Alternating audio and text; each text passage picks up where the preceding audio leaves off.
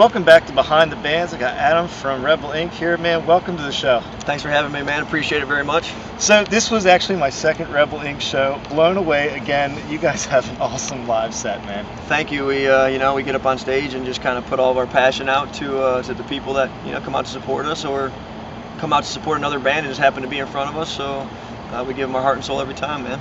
Now, we were just talking like off camera a little bit. So people that know you, like that knew you before you did this or whatever, would they be surprised to see you up there on stage with all your energy and whatnot? I think some people would and some people wouldn't. There's times where as individuals we might be kind of secluded, but there's times where we're kind of, just get crazy. We cut loose, we let go of all the control. So, the people that know one side of you but don't know the other side of you, so it's a split audience on that.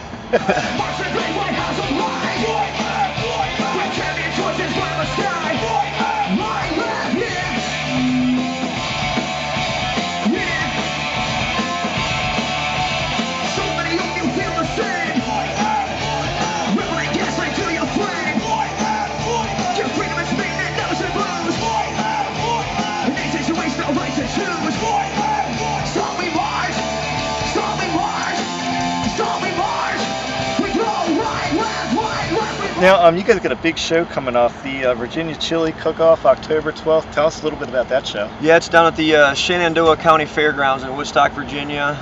It's an all-day thing. Of course, it's a chili cook-off for one, but music I think starts at like 11 or 11:30 maybe. But they got bands that are going to be like Saliva, Seven Dust, Nonpoint, 10 Years. Dope, Soil, you got a ton of Taproot, a ton of really good bands playing. Rebel Inc.'s going to be there. Virginia Chili Cook-Off.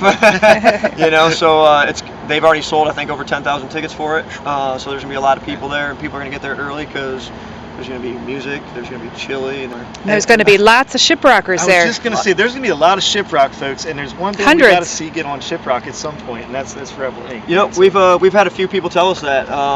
We've never been involved with anything like that, but our goal is to obviously get in front of more and more people every time. If we could play in front of 500 or 1,000 or 2,000 or 3,000 people 3, 4, 5, 6 nights out of 7 a week, I think the band goes in a whole new direction. Get that momentum going. I was going to ask you about, you told me the last time I talked to you a little bit, but folks might not know it. Tell me a little bit about the Detroit roots and some of how that might manifest itself in your band. Well, there's a lot of anger around the Detroit area. It's almost like that energy's kind of always been there. But there's a lot of people that deal with that kind of stuff. But musically, we're inspired by Detroit's not just a rock city.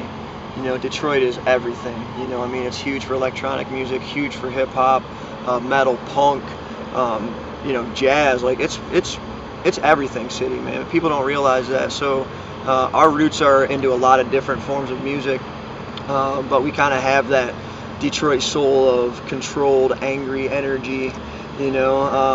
But we also pay attention and read between the lines about stories that go on, and we know what time it is, so to speak, and so we have a reason to be angry, and we never let it go.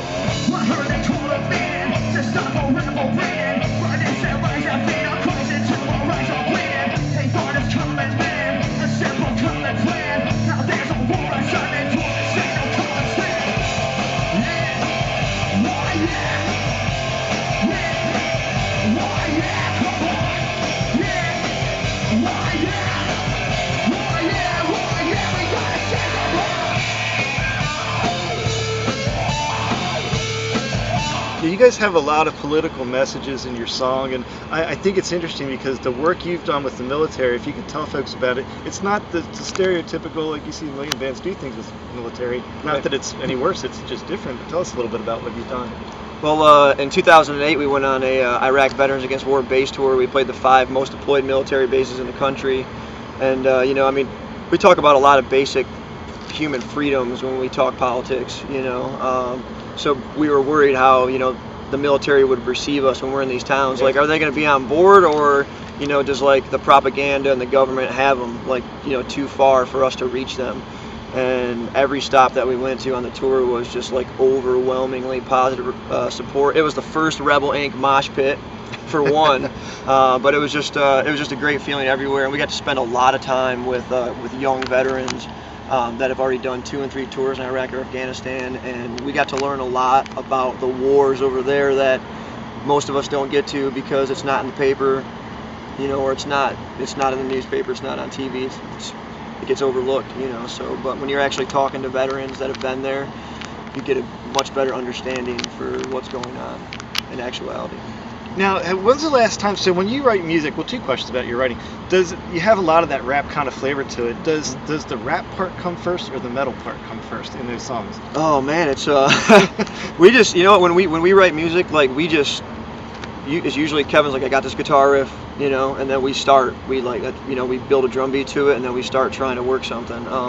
And every once in a while it's just a freestyle, so we just start playing, and next thing you know, we're like, man, that's kind of a song, and then we start chipping away at it. But we're inspired by so much, and we grew up, back in like the Tupac era, Notorious, Snoop Dogg, Dre, back when I believe that hip hop was really at the pinnacle, the beginning of Eminem.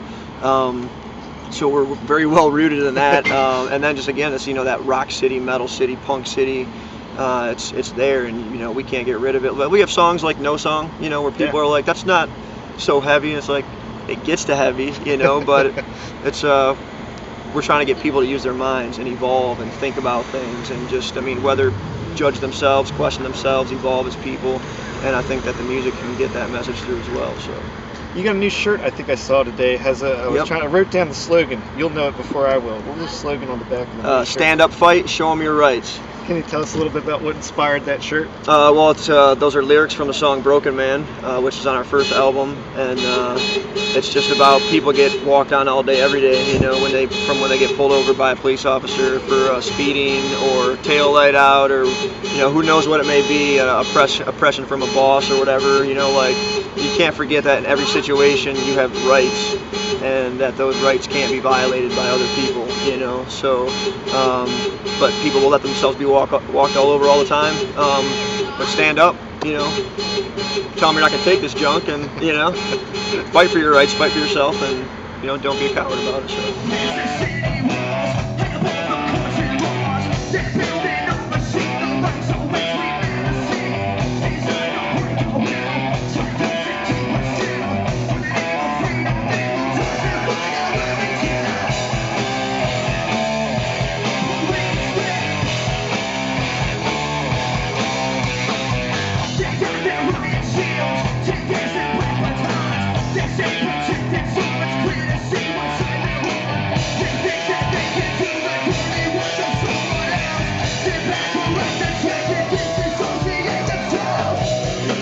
Are you working on a new record?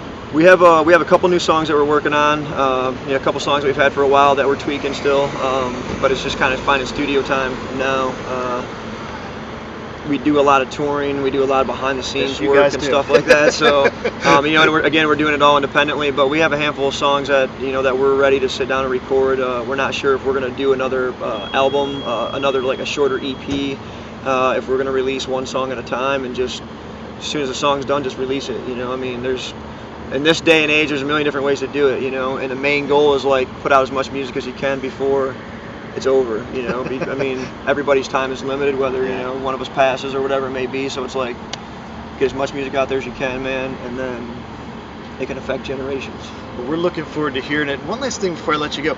What's the most stuff you guys have ever broken on stage? Because tonight I was watching stuff rocking back and forth, and then one of the lights fell off. You guys had the stage rocking. Was there any show where just stuff broke more than others? Well, we've had some crazy shows. Like I don't know if you've ever seen Kevin, our guitar player's jump box. Like it protects his pedal board. Because I have. I was standing right in front of it. I saw the stickers on it. Yeah, because like we're heading to play Frostburg State next week in Frostburg, Maryland, and that pedal board was that stand to go over it was built for Frostburg, because the crowd got so rowdy and so crazy that Kevin's like, you'd hear guitar and all of a sudden you wouldn't hear guitar, you'd hear guitar go like or whatever, and you look over and there's people laying on Kevin's pedal board, just from mosh pitting until they fall down. So we ended up having to build protection for it. But we've had cymbals burst, we've had obviously the drum heads blow out and all that kind of stuff. We've had cords get chopped off, and it's pretty much, it hasn't all happened yet, but marking them off as they go one by one. Some collateral damage from a really good show from a really great band. Where do you want people to go to find all your music and all the good stuff about your band? Everybody can go to rebelincmusic.com. That's rebelincmusic.com.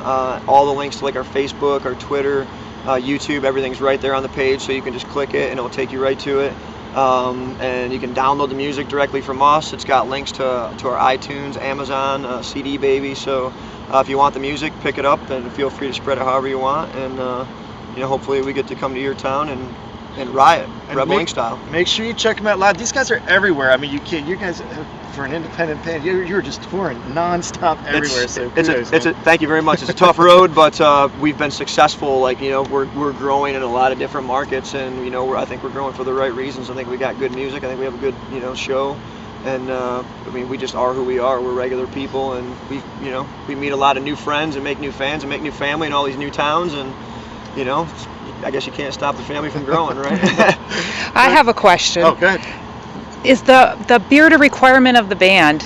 No, but once we learn that you can grow a beard, we keep tabs on how short you cut it.